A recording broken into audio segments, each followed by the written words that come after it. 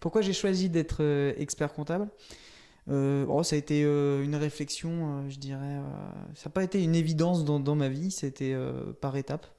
En fait, j'ai d'abord commencé par des études d'économie et je me suis rendu compte d'abord que j'aimais bien tout l'aspect qui était la comptabilité, donc le langage économique, l'analyse et les avantages du savoir, de savoir faire cette analyse en fait.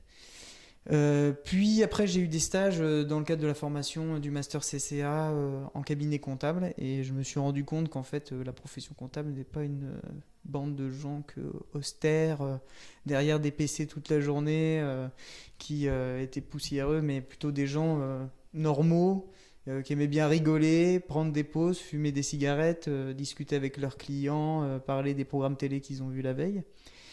Et puis, j'étais pas encore tout à fait fixé à la fin de mes études et je suis parti en fait à l'étranger. Enfin, je suis parti en Australie puis en Calédonie et j'ai bossé j'ai travaillé pour PricewaterhouseCoopers là-bas et donc j'ai commencé le métier d'auditeur que j'ai vraiment beaucoup apprécié parce qu'il y avait vraiment l'aspect très enrichissant avec l'ensemble des tâches et des connaissances en fait qu'il faut acquérir et l'esprit critique qu'il faut avoir pour faire ce métier.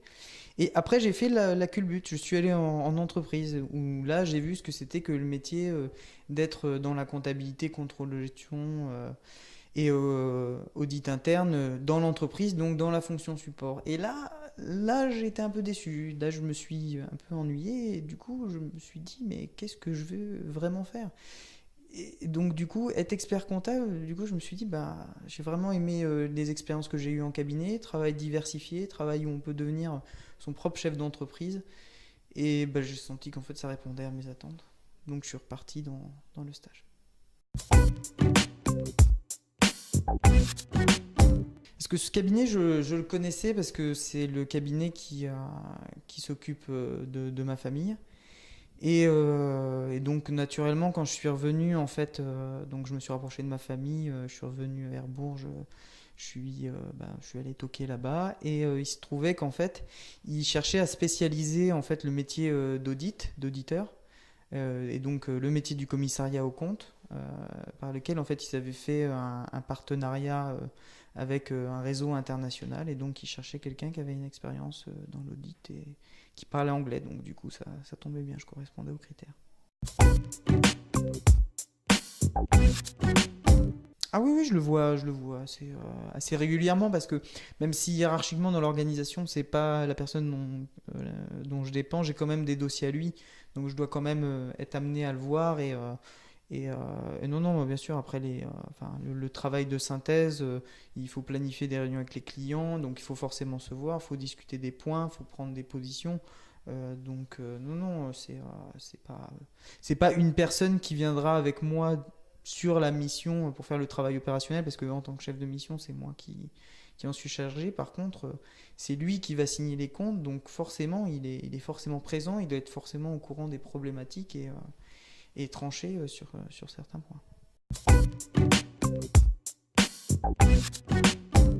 Pour s'associer, déjà, il faut avoir une opportunité.